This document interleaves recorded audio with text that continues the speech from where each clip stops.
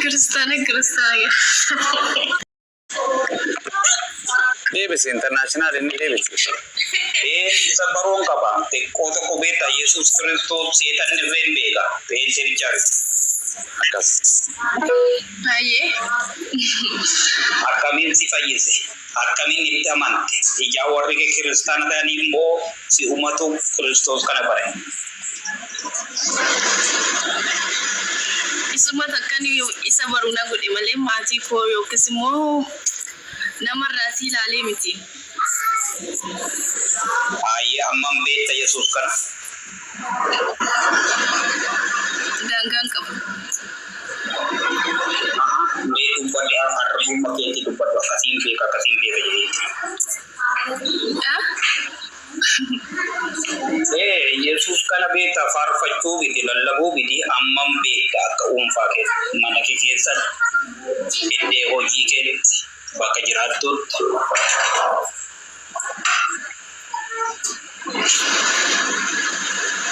Atu ambra kabdabu. Rakkoora jee. Yaa fi warri kiristaanaa wal gaafaturraa. Walallabamu Allah. akadami digiri fudhachuun qabdu Gabbaramaan haqaa rabbi malee hin jiru shaayidaan bahaa. Lootii cuubamuu qabda wayii Ergaa rabbii ta'uu inni sakkaraa akkasii malee mana namaa ufanii mana namaa cufuun hin barbaachisu. Warri kiristaanaa gaafa wal gaafachaa jiranii yaaddaa uummata keenya. Okay. Nulelo. Aye. Namni kun nama afaan Soomaaliyaa, afaan Kiswahili, Ingiliffaa fi Amaariffaan hunda lallabu. Maro internationally. So. Laki Ingiliffas beekee anana dhibu. Nama barate. Ini deebisa yeroon gaafadhe sana sirri deebisee moo dogoggora deebisee gurbaan kun. Laki gooftummaa hin qabu kan jedhu wayii dhageetu hin jiru ture na Pilaaxoos jedhee ture miti fakkaata. In qabaa jedhe irratti jechuun Yesuus irratti kan namtee jirti aboo Yesuus irratti kun wangeelaa jedheemi. Yan Yesus Kristos aboo hin qaba aangoo hin qaba garuu ni qaba aboon aboon saatuni daangeffamtumu tan daangeffamne aboon isaa dan mootummaan isaa kun. Lakki daangaa hin qabu. Okay, eega daangaa hin qabne maaliif gartee Pilaaxoos irratti aboon qabaatin Yesuus?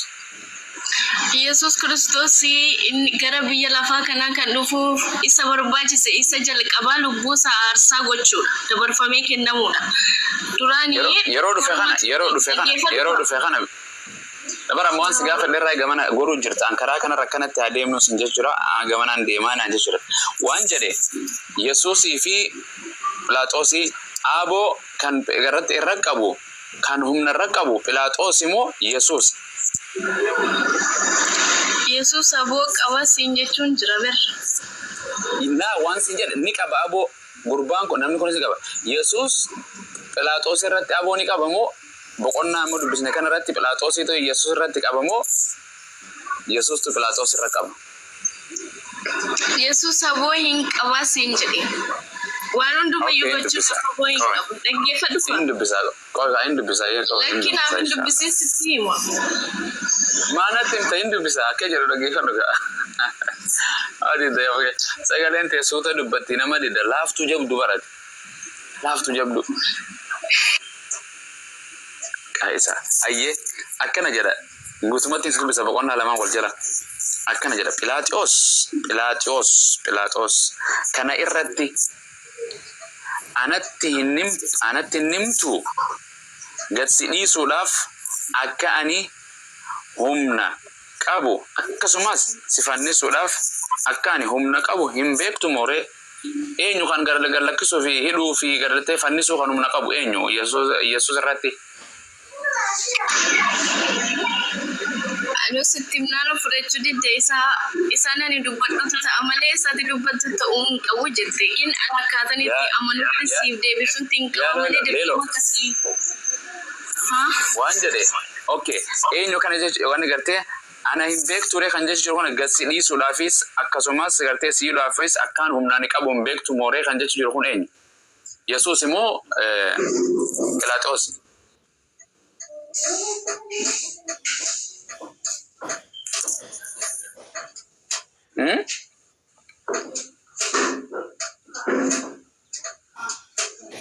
Mata dureen Yesuus du'a itti faradamuu jedha bar. Itti faradamuu, itti murteeffamuu, hidhamuu, waa'ee murtiiti bar. Obboleessa gargaaruu nan danda'a? Maal jette birri kuma takka. Gargaaruu nan danda'a?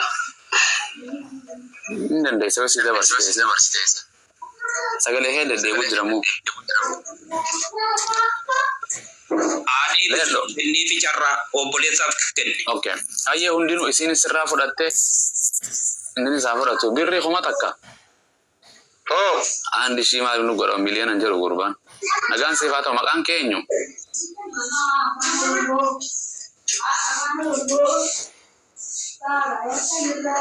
Maqaan keessan eenyu? Andi shii bir. Injiru networking saatis. Eenyu waan isin dura jira waan obboleessa keenya eenyu maqaan isaa Obsa. Nagaa jirtu. Nagaan siif haa ta'u. Nama si booda dhufee si dura fudhachuu jiraatiin dubbattu obbo. Maal miskiinummaan kun nu fikta Itoophiyaatti. Akkana Itoophiyaan akkana nama gooti. Caluma jedhanii gabrummaan kun hin barbaadu zarraa yaa noo jedhi harka akkana godhi dhaabballu. Wayya. Gabrummaa bartuunis akka nama godhuun namni dhufe kasi booda dhufe hundi si bulchuun aangoon xiqqoon qabdu jedhan bar. Akka ajaa'ibaatti. Akkam maatiin nagaa? Nagaa hunduu nageenya badhaadha akkamse. Baga siif bariite wallahi nagaa homaan jennu fayya qabna maal dhabne obbo. Waan nu saala harka qaama guutuu fayyaa miidhamne. Dhugaa. Birri feeta moo fayya feetaati? Birri si dursa moo fayya? Birri fayyaa malee hindee. Akkas. Birri waa takka si gazzab ka allee maarree laay maarree mangad jedhame namtichi nu. Mata ka bii mata ka dheete kursi nyaata xayyaaruma yaabbattee konkolaa gad deebita malee kan miilan qabnees kam baay'ee jira fayya sii kenne sirraa tursiisu. Reelaadhu wanti fayyaa caallee hin jiru fayyaan qabeenyaan. Jiru. Obsaan kiristaana ta'uudhaaf ni beeka Oromoo ta'us dhiira ta'us ni beeka. Itoophiyaa takka Oromiyaa irraa ta'us amantiin kee kiristaana keessaa pheenteedha moo Ortodoksii? Amantiin kiyya waaqeffataadha. Wangeela kana